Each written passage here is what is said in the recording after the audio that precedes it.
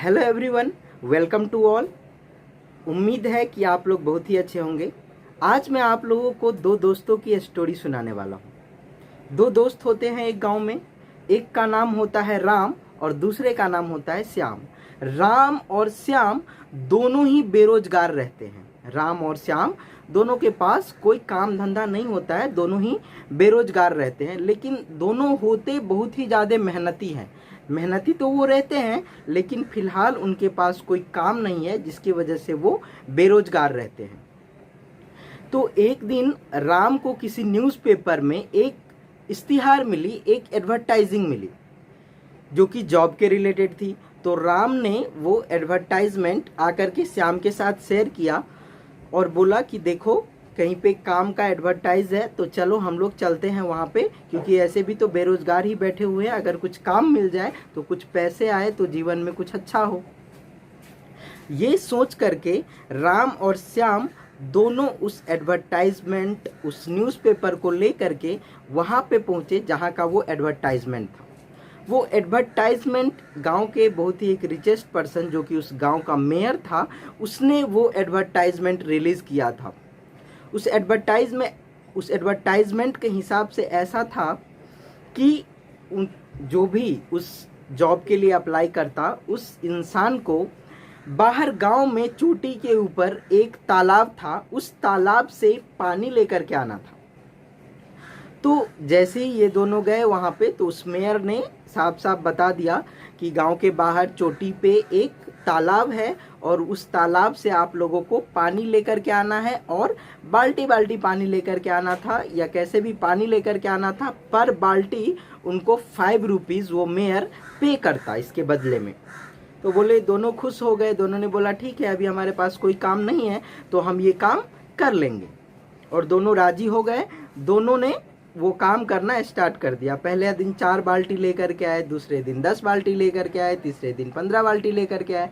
ऐसे ऐसे करके जैसे उनका प्रैक्टिस होता गया, तो वो एक दिन में कम से कम 15 बाल्टी 16 बाल्टी लाने लगे।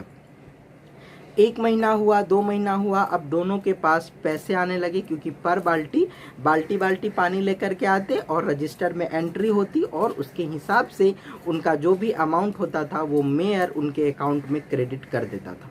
दोनों ही खुश थे, दोनों के पास अब पैसे आ गए थे, अच्छा खाना पीना हो रहा था, अच्छे से दोनों लाइफ स्टाइल अपना जी रहे थे। लेकिन एक दिन राम अचानक से श्याम के घर पे आया रात में, और श्याम को बोला कि यार, अभी तो हम लोग ठीक हैं, ठीक ठाक मेहनत कर सकते हैं, अच्छी हमारी सेहत है अभी, तो हम लोग काम कर पा रहे हैं, कमा पा रहे हैं, बाल्टी लेकर के आ रहे हैं, पैसे कमा रहे हैं। लेकिन अगर किसी दिन ऐसा हो गया कि बाल्टी लेकर के आते टाइम पे हमारा पैर फिसल गया, पैर टूट गया, तो हम लोग कैसे पैसे कमाएंगे? ऐसा भी हो सकता है हम बीमार पड़ सकते हैं। अगर हम बीमार पड़ गए तो हम पैसे कैसे कमाएंगे? अगर हमारी नज़रें कमज़ोर हो गई तो हम पैसे कैसे कमाएंगे? जब हम बूढ़े हो जाएंगे तो हम पैसे कैसे कमाएंगे? अभी हम स्वस्थ हैं तो पैसे कमा रहे हैं, लेकिन अगर ये सारी चीज़ें हमारी लाइफ में आ गई तो हम पैसे कैसे कमा पाएंगे? तो श्याम ने राम से बोला कि क्यों इतना सोचता है, जाने देना, अभी जो पैसे कमा रहे हैं तो कमा रहे हैं, आगे का किसने देखा? तो राम ने बोला, नहीं यार, सोचना तो पड़ेगा। तो श्याम ने बोला, तेरे पास कोई दूसरा ऑप्शन है क्या? क्या कर सकते हैं हम लोग? तो राम ने बोला कि हम लोग एक काम कर सकते हैं, हम लोग उस तालाब से एक पाइपलाइन बिछाते हैं। हम लोग उस तालाब से एक पाइपलाइन बिछाते हैं जो कि सीधे गांव में आ जाएगी, और हमें जितना पानी चाहिए उतना पानी हम आराम से उस पाइपलाइन से निकाल सकते हैं।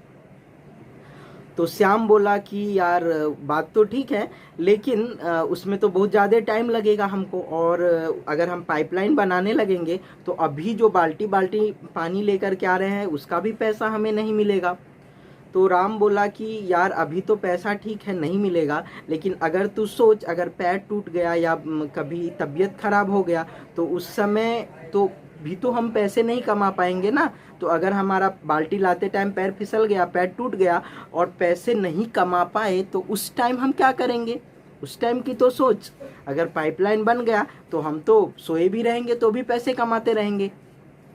तो श्याम ने बोला कि यार तू दोस्त है मेरा, लेकिन मैं ऐसा नहीं कर सकता, मुझे अभी पैसे कमाने हैं, मैं बाल्टी बाल्टी पानी लेकर के आऊँगा और पैसे कमाते रहूँगा, तुझे जो करना है। और इतना दूर, इतना लंबा वो तालाब और ये गांव इतना लंबा, कैसे इतना बड़ा पाइपलाइन लगाने में तो सालों लग जाएंगे यार, तो मुझे इतना टाइम नहीं है और मैं इतना रिस्क नहीं ले सकता, और मुझे ऐसे ही पैसे कमाना है, ऐसे ही मैं पैसे कमाऊँगा। राम बोला ठीक है। अब श्याम डेली लाता 10 बाल्टी 15 बाल्टी लाता, पैसे कमाता धीरे धीरे। और राम क्या करता, बस दिन का 1 बाल्टी या 2 बाल्टी लेकर के आता, जिससे कि उसके खाने लायक पैसे उसे मिल जाए। बस 2-3 बाल्टी पानी लेकर के आता और बाकी का समय राम इसमें दिमाग लगाता कि ये पाइपलाइन कैसे बनाया जाए। अब श्याम के पास ज़्यादा पैसे आने लगे, श्याम ने एक घर ले ली, श्याम के पास गाड़ी आ गई, श्याम बहुत ही अच्छा लाइफ स्टाइल जीने लगा। तो एक दिन उसने राम से बोला कि अरे यार देख, अभी भी तू छोड़ दे इन सब का चक्कर, देख मैं कितना अच्छा लाइफ जी रहा हूँ, तू भी बाल्टी बाल्टी पानी भरना शुरू कर दे। तो राम कुछ नहीं बोला और बस जैसा वो दिन का 2-3 बाल्टी पानी बस भरता था, वैसे ही पानी भरता रहा और अपने काम में लगा रहा। कुछ दिनों के बाद, 6-7 महीनों के बाद होना क्या था वही हुआ जो होना था। राम की पाइपलाइन अब बन करके तैयार हो गई। जब राम की पाइपलाइन बन करके तैयार हो गई तो वो जितना भी कमाया था उस 6 महीने के अंदर, राम ने वो 2 दिन के अंदर कमा लिया। तो कहने का ये मतलब है कि इस दुनिया में 95% लोग ऐसे हैं जो कि बाल्टी बाल्टी पानी भरते हैं और उनका जो भी मालिक है, जो भी बॉस है, वो उतने रुपया उसके अकाउंट में क्रेडिट कर देता है सैलरी के रूप में। लेकिन क्या कभी हमने सोचा है अगर हम डायरेक्ट पाइपलाइन ही बिछा दे तो? बस दुनिया में 5% ऐसे लोग हैं जो कि पाइपलाइन बिछाने पे काम कर रहे हैं।